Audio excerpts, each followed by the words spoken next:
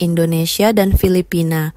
Persoalan yang sama, jalan yang berbeda dalam pengembangan pekerja migran.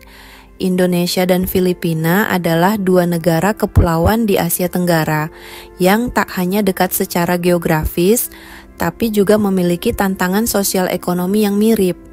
Kedua negara ini sama-sama menghadapi masalah kemiskinan yang kronis, kawasan kumuh di kota-kota besar, dan korupsi pejabat yang merajalela sehingga menghambat pembangunan.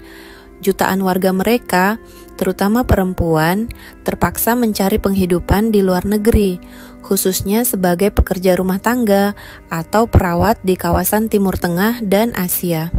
Namun, meskipun memiliki latar belakang yang serupa, nasib para pekerja migran dari kedua negara ini sangat berbeda, terutama karena perbedaan dalam kebijakan pemerintah dan investasi dalam pengembangan sumber daya manusia. Persoalan yang sama, baik di Indonesia maupun Filipina, pasar tenaga kerja domestik yang lemah dan kurangnya lapangan pekerjaan mendorong jutaan perempuan untuk mencari nafkah di luar negeri.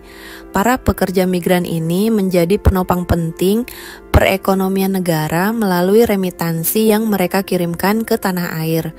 Namun, di balik itu, mereka juga menghadapi risiko besar, mulai dari eksploitasi, kekerasan, hingga gaji yang tidak layak. Korupsi yang terjadi di sistem perekrutan tenaga kerja maupun pada level pemerintahan daerah memperparah situasi. Banyak calon pekerja yang menjadi korban biaya perekrutan ilegal, janji kerja palsu, dan lemahnya perlindungan hukum sebelum mereka bahkan meninggalkan tanah air. Peran pemerintah dalam pengembangan kualitas pekerja migran. Filipina, pendekatan yang proaktif dan terstruktur. Pemerintah Filipina telah mengambil pendekatan yang lebih terarah dan sistematis dalam mempersiapkan tenaga kerjanya ke luar negeri. Melalui lembaga seperti Philippine Overseas Employment Administration, POEA, dan Technical Education and Skills Development Authority, TESDA, pemerintah menjalankan beberapa program penting. 1. Pelatihan pra-penempatan wajib. Calon pekerja migran wajib mengikuti pelatihan keterampilan, bahasa, dan budaya negara tujuan. Materi pelatihan mencakup keperawatan, pengasuhan lansia, manajemen rumah tangga, hingga pemahaman hak-hak dasar sebagai pekerja. 2. Kemampuan bahasa Inggris yang luas. Pendidikan dasar hingga menengah di Filipina secara konsisten mengajarkan bahasa Inggris, menjadikan para pekerja lebih siap secara komunikasi saat bekerja di luar negeri. Hal ini sangat meningkatkan daya saing dan perlindungan mereka. 3. Perjanjian kerja sama tenaga kerja. Filipina aktif menjalin perjanjian kerja bilateral dengan negara-negara penerima tenaga kerja seperti Arab Saudi, Qatar, dan Uni Emirat Arab yang menjamin standar perlindungan hak, upah minimum, dan kondisi kerja yang layak. 4. Layanan reintegrasi dan kesejahteraan.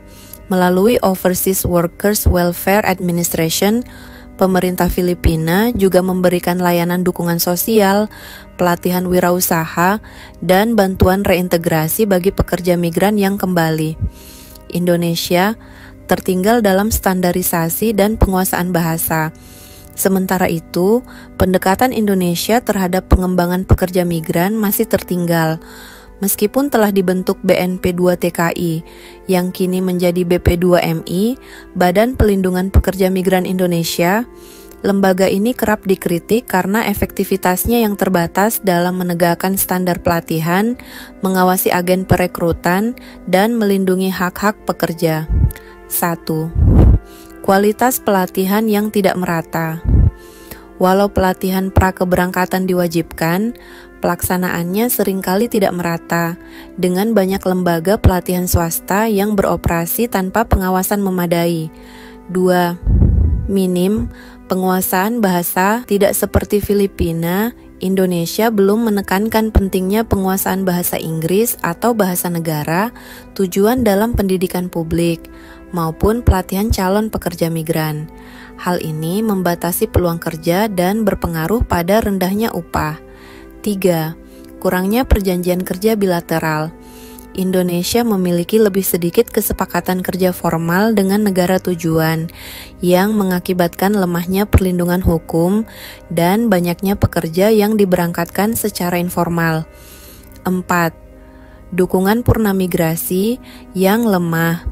Program untuk pekerja migran yang pulang ke tanah air cenderung tidak terkoordinasi, minim anggaran, dan tidak memberikan arah yang jelas untuk keberlanjutan ekonomi mereka.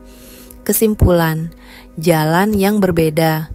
Meski Indonesia dan Filipina menghadapi masalah kemiskinan, kawasan kumuh, dan korupsi yang sama, kebijakan pemerintah dalam mengelola tenaga kerja migran menjadi pembeda utama. Filipina mengelola tenaga kerja luar negerinya sebagai sektor formal dan strategis, dengan investasi besar dalam pelatihan, perlindungan hukum, dan penguatan daya saing global. Indonesia, di sisi lain, masih tertinggal dengan sistem yang terfragmentasi, perlindungan lemah, dan pelatihan yang belum terstandar. Jika Indonesia ingin meningkatkan kualitas dan nasib tenaga kerja migrannya, diperlukan kemauan politik yang serius, investasi dalam pelatihan bahasa dan keterampilan, pemberantasan korupsi dalam perekrutan, serta peningkatan kerja sama bilateral dengan negara tujuan. Tanpa itu, para pekerja migran Indonesia akan terus menghadapi nasib yang lebih sulit meskipun memiliki mimpi dan tekad yang sama dengan saudara-saudara mereka di Filipina.